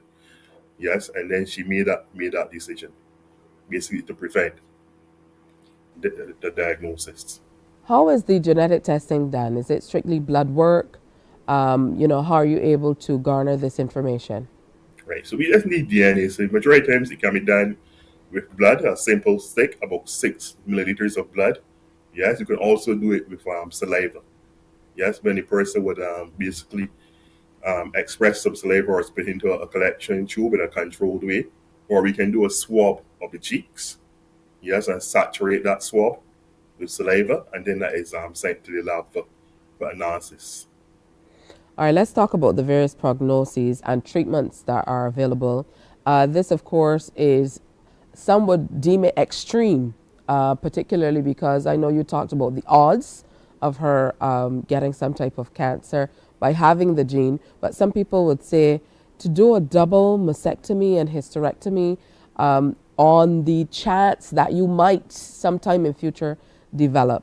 So what are some of the other possible preventative measures you think, depending on what type of cancer we're talking about?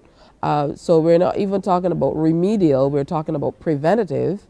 And then, once there is a prognosis, what then can be done based on the type of cancer it is? Yeah. The thing is, some person would say it was an extreme stat, but because the risk is known to be so high, an 80% chance of developing breast cancer, I think some persons would say that risk justified it, and you will see that the younger the person is, and they is expected to have a longer time to live, then the more likely that they will see that risk materialize. In older patients, they tend sometimes not, if they're found to have the gene, they will may opt not to have such extensive surgery. But for persons who do not wish to have surgery, they would go into what we call a high-risk surveillance program. Yes, so they would have imaging of the breast in the form of a mammogram and an MRI. Every 6 months, we alternate them. And the reason for this is that because we know they have the genetic predisposition, we want to detect this cancer as early as possible before it spreads so that we can then treat it. Apart from high-risk surveillance or high-risk screening programs, some persons may even consider starting them on certain medications, basically that decreases the amount of estrogen in the body to then try hopefully to decrease the chance of getting breast cancer. So what then is it? Is it that the estrogen feeds this type of cancer? So what's the purpose then of trying to reduce the level of estrogen in the body? Right. So that's one of the risk factors. Lifetime exposure to estrogen is one of the risk factors for breast cancer. So basically, the point of giving that medication is to try to decrease the amount of estrogen the person will be exposed to, but it's not given routinely. It's only in very select situations you will do that. Similarly, if you have a breast cancer that is hormone receptor positive, we use those same medications to try to prevent estrogen from reaching the cancer. Because, as you said, the cancer feeds on estrogen that causes it to grow, it spreads, it becomes more aggressive. So we give this medication to decrease the amount of estrogen reaching the cancer. And that can sometimes even cause the cancer to regress. But this is not the only treatment, but it's part of the multimodal ways or different ways that we treat breast cancer. And when we start talking about treatment, we always look at the patient first, what the patient would want for themselves based on the diagnosis, and we try to come up with a treatment plan that is personalized for the patient. Similarly, for the person who has a genetic predisposition, if they have a genetic predisposition or if they do have breast cancer, it's always patient-centered treatment in that we put the patient at the center of the treatment, and then we have a team of physicians trying to treat the patient according to what they would want or what their wishes would be. Now, we know that treatment, remedial and otherwise, it's not what it used to be. Because even with the thought of getting a removal, then these days, I think, and you as a surgeon can speak to this, you don't hear about the type of cuts that you used to see before that were, ugly to look at. These days, I think that surgeons and doctors think more about reconstruction, even as they remove breast tissue, so that women are still given the option to be able to get their breast back, really. Yes. So when we look at breast surgery, there's a relatively new specialty called oncoplastic breast surgery. Onco speaks to the part about dealing with cancer, and plastic speaks to the part about dealing with aesthetic appearance. Yes, the oncology usually trumps the plastics because that the oncology gives you the long-term survival. But when we have this new specialty, relatively new specialty, we are also looking to do things as cosmetically as possible. So even if we remove a lump from a patient breast, a patient who doesn't have a mastectomy, we do it in such a way, one, that it is oncological safe in that we're removing all of the cancer, but then after that, we try to basically rearrange the breast tissue and make it such a way that it remains cosmetically appealing. Similarly, when we do mastectomies now, we do them in such a way that we try to have the incisions as neat as possible. And we even look at sometimes doing skin sparing mastectomies or nipple sparing mastectomies. And the purpose of this is then to facilitate reconstruction, either implant-based or using the patient's own tissue to give the patient back the appearance of a breast. And even for older patients who may not be candidates for reconstruction, there are some good breast prostheses or breast forms which they can wear inside the bra, and looking from the outside, it will still give the appearance that they have a breast, and you will not be able to tell that they have surgery. And some of them are so good, you can even wear swimsuits and go into the sea with them and so forth. All right, I want to thank you so much, Dr. Springer, for sharing with us. Definitely some food for thought, but what we really want to leave with everyone is you definitely should continue checking and testing to make sure that you're okay, and it's important to have that check done. If there's a blood work that you can do to be able to check and see where you are on the spectrum, if there's a possibility, you absolutely should do it. And a special good morning to all the breast cancer survivors who are tuned in. You're the strongest people we know, and we'd like to salute you this morning. So thank you so much, Dr. Springer, as always. Thank you for having me. Have a great week. And you. Thank you so much. All right, time to take another break. When we come back, another Dr. Dale, and we're talking general health. That's next. Stay with us. Morning, morning, morning. Good morning. Good morning to you. Barbados, it's time to wake up. Wake up, wake up, wake up, wake The up. Barbados Tourism Marketing Inc. invites you to jumpstart your day with us for a little midweek fun as we celebrate World Tourism Day. There will be amazing prizes, exciting entertainment, and lots of other fun surprises. Wednesday, September 27th, the BTMI Car Park Warrens comes alive from 6 a.m. as we delve into all things tourism. Join us for the live broadcast of Mornin Barbados on CBC TV, featuring a live breakfast show with Chef Greg, mixologist Shane McLean, and cultural performances, including TC and much more. See you then. Wake up, wake up, wake up. Morning to you. Hey, not only grown-ups can sing, we can too. Go easy on me, baby. I was still a child, didn't get the chance to. CBC TV 8 is having a kids karaoke show just for us. So children between the ages of 5 to 17 come in and join in for fun. Email nfroster@cbc.bb. Hear you soon. Bye. Good morning to you.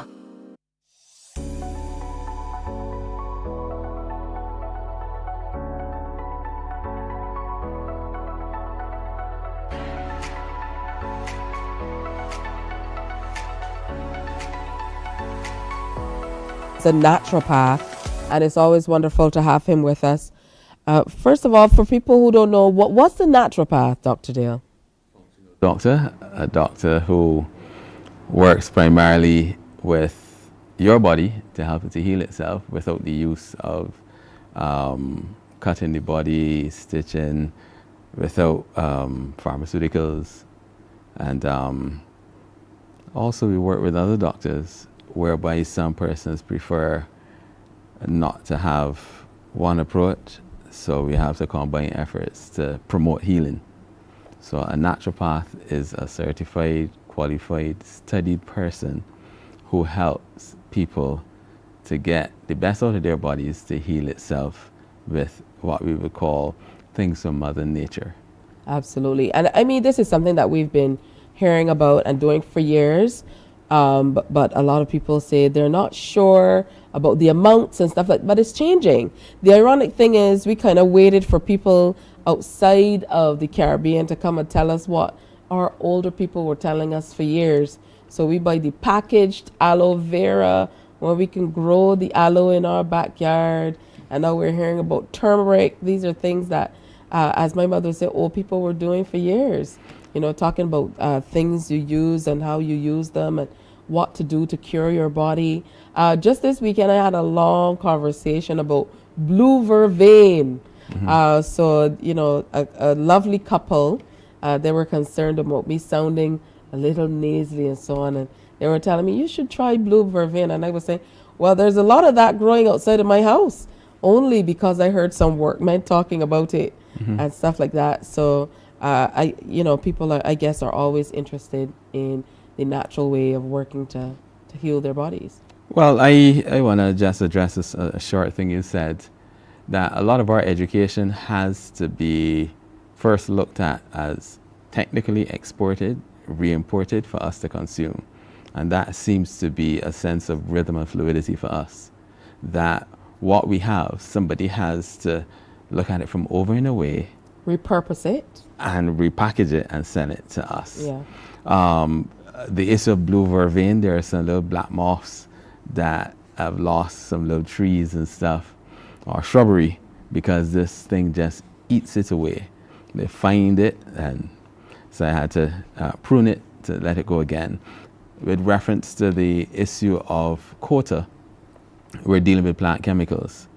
And one of the things that I begin to see is that the human gut, if you feed it one thing, calling it a superfood, you can run yourself into trouble.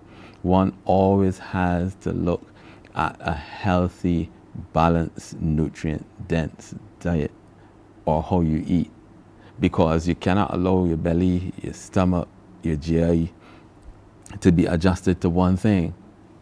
After a while, you see you eat something, you had an allergic reaction. That is not necessarily true. What is happening is that your kidneys and stuff generally working and it shoot it out to get rid of it through the epidermis, the skin, and that kind of thing. So unless you're eating a variety of things that come together that gives us a healthy balance, you're going to throw the gut biome off, because they're only recognizing one thing. So my advice to people is, good God, don't tell me what to diet. When people come to me and say, what diet? I say, hold a minute. That word has with it a number of buzz concepts. Let me talk about eating some food. When we talk about eating some food, tell me all the things that you generally eat. You may take 3 weeks to remember, but let's talk about the good things you eat. When you're eating good things, keep eating. The ones that are not agreeing with you, we're going to look at it and tell you what other things you can put in to help. So these are things we look at. And as you had two Dales on the set, myself and the one before, as we was talking about cancer and this kind of thing, we can bring it around to ask ourselves, one, the predispositions of our families, the genetic aspect, and or what am I consuming at this time. So I ask people to look at your saucepan, your pot. So if your family had a particular type of saucepan, even though there are genetic predispositions, I'm suggesting that we can try to taper what and how we eat to combat some of the potential quote-unquote fixed challenges that may come. So when we look at your health and fitness and you and stuff, I would say to people, the coaches you hire or where you look on your YouTube things, maybe UE and overseas institutions, you got to look at three things. We have one energy system broken up into about three parts. We have muscles, but it has been identified as fiber types. So fast twitch, intermediate, and slow. Likewise, in training, we have the anaerobic alactic system, which is like you get up sudden from this chair, and it's very, very short. Could be about 50 seconds or so. And glucose is there. Then you have the anaerobic alactic system. When you look at the anaerobic alactic and the anaerobic lactic, you come also like maybe a 400 or 800. After that, you have the aerobic system. So if an individual is talking about fat burning, he or she must go through utilizing these deposits. We got carbohydrates, fats, and proteins. So if you've got, there are people with more muscle fiber types in expression, the Usain Bolt.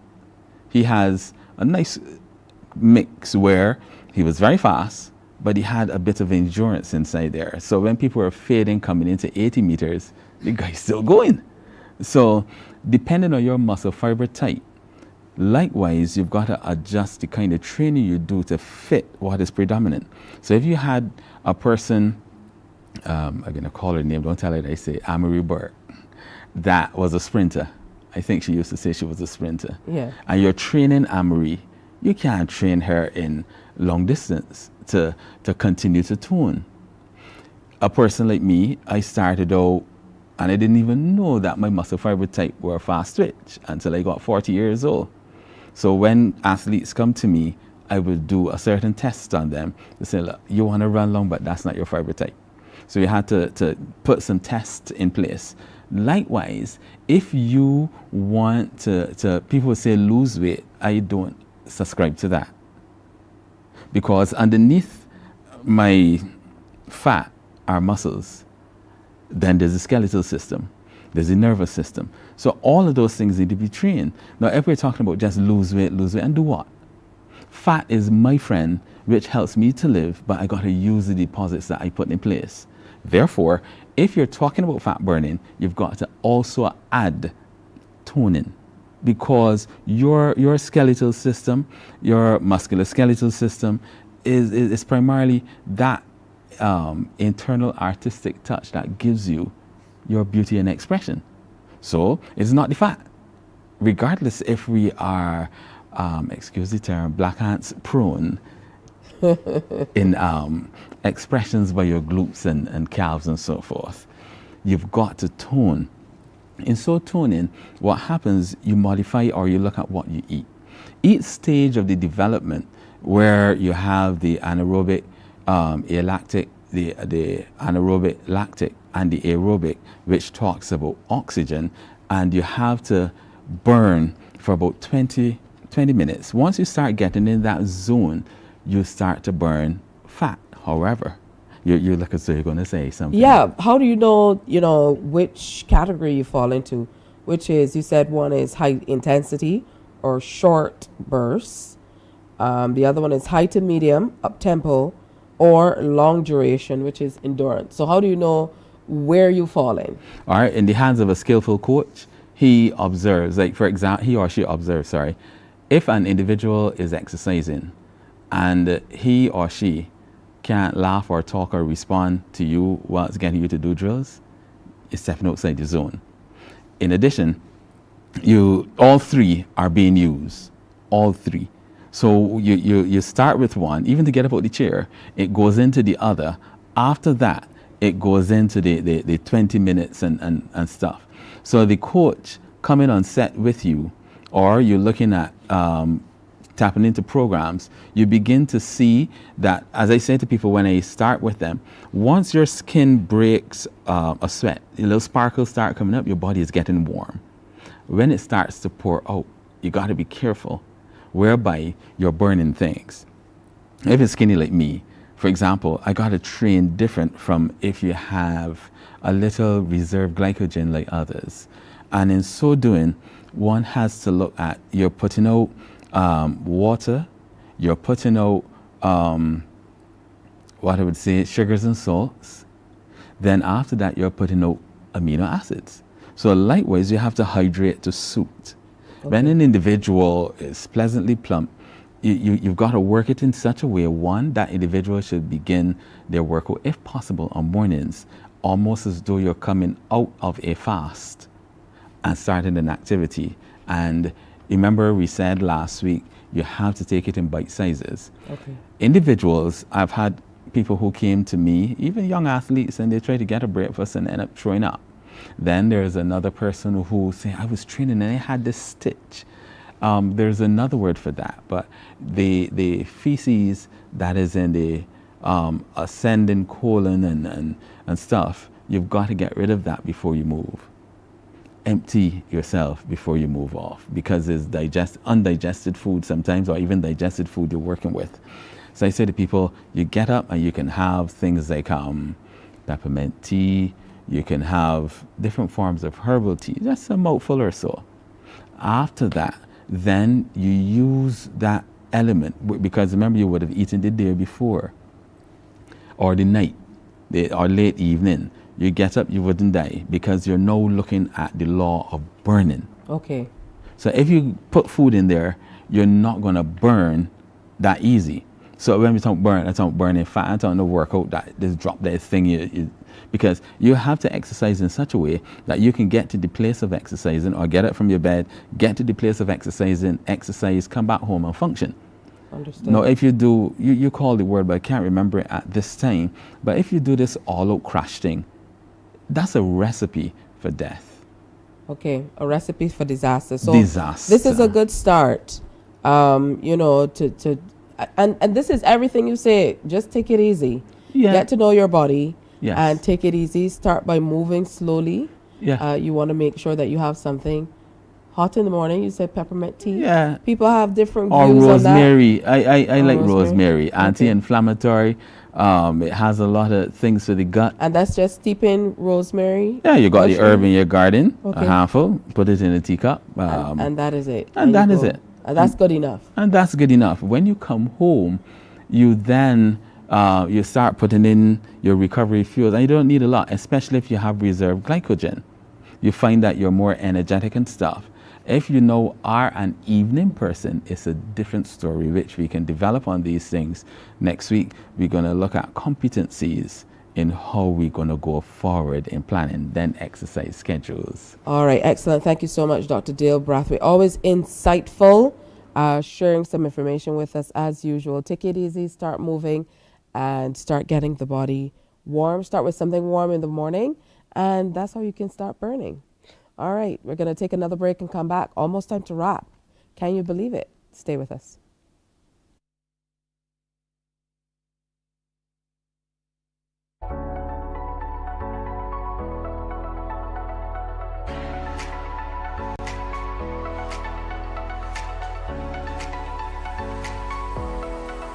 Morning, morning, morning. Good morning.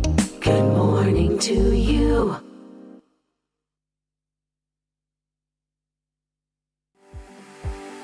For the past 19 years, QFM has been sharing with you, learning from you, and together building a community for all mature audiences. That's why we say Q is good for you.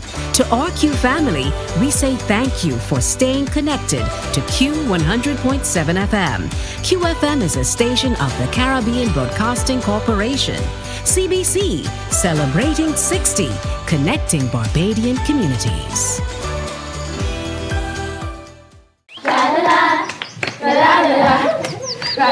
Are you a youth group, 4-H club, school, Cub Scout or Brownie Pack, or any organization or club with children ages 4 to 11 years? If yes is the answer, then we at Fun School, we're looking for you. Let's have fun singing, dancing, listening to amazing stories, doing craft, and so much more. I'm such a kid at heart. But to be part of this fun and exciting new season of Fun School, just simply send an email to Alicia Alves Grant at aa.grant@cbc.bb for further details. Fun School is back, and we're looking for you.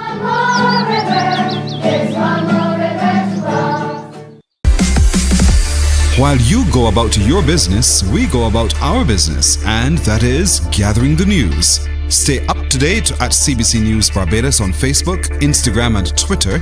Get news update on radio throughout the day. And join us for the CBC News Night at 7 every night. CBC News team is on the job and bringing you the news. There is a saying, you can find a Bajan anywhere. Are you? Morning, morning, morning. Good morning. Good morning to you.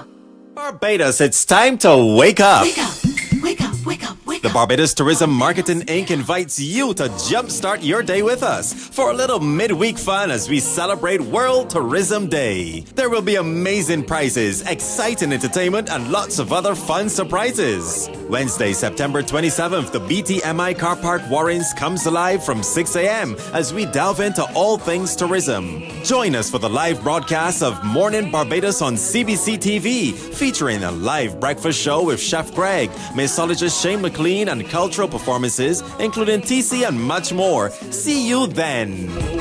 Wake up, wake up, wake up. Morning to you. That's right. So that's Wednesday morning. Make sure you come out and be a part of it. We're going to be over at the BTMI Car Park in Warrens. And we're going till 9 o'clock in the morning. There's lots to see and do, entertainment. A special shout out to the BTMI family. I look forward to being over there on Wednesday. We're going to have a good time. Hey, so don't forget, before we go, the Rotary Club of Barbados is heading to the east at the King George V Memorial Park today for free health checks. So bring out your friends and family to be screened for no money. It's absolutely free. It's a free health check, all right? Get healthy. Health is wealth. So go on over and get screened today and check it all out. Coming up on tomorrow's show, conversations on CARICOM, of course, the next chapter. We have Tanja Gittins coming in to share a little on finance with us, and pediatric care with Dr. Gillian Birchwood. That's coming up tomorrow. We want to leave you by saying a special good morning to all of the pharmacists as we look to the observance of World Pharmacist Day today. Remember to acknowledge your pharmacists as you go on out, and they certainly play a big role in helping to take care of us.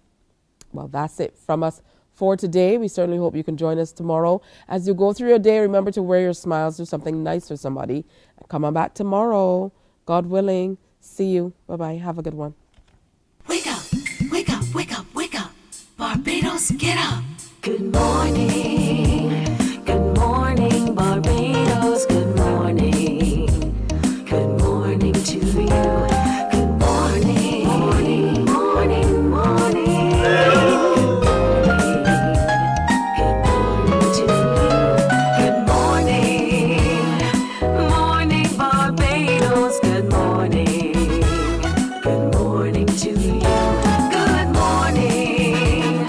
Morning, Barbados. Good morning. Wake up, wake up, wake up. Morning to you. Barbados, it's time to wake up. Wake up, wake up, wake up, wake The up. Barbados Tourism Marketing Inc. invites you to jumpstart your day with us for a little midweek fun as we celebrate World Tourism Day. There will be amazing prizes, exciting entertainment, and lots of other fun surprises. Wednesday, September 27th, the BTMI Car Park Warrens comes alive from 6 a.m. as we delve into all things tourism. Join us for the live broadcast of Mornin Barbados on CBC TV, featuring a live breakfast show with Chef Greg, mixologist Shane McLean, and cultural performances, including TC and much more. See you then. Wake up, wake up, wake up. Morning to you. Hey, not only grown-ups can sing, we can too. Go easy on me, baby. I was still a child, didn't get the chance to. CBC TV 8 is having a kids karaoke show just for us. So children between the ages of 5 to 17 come in and join in for fun. Email Nadia Foster at nfoster@cbc.bb. Hear you soon. Bye.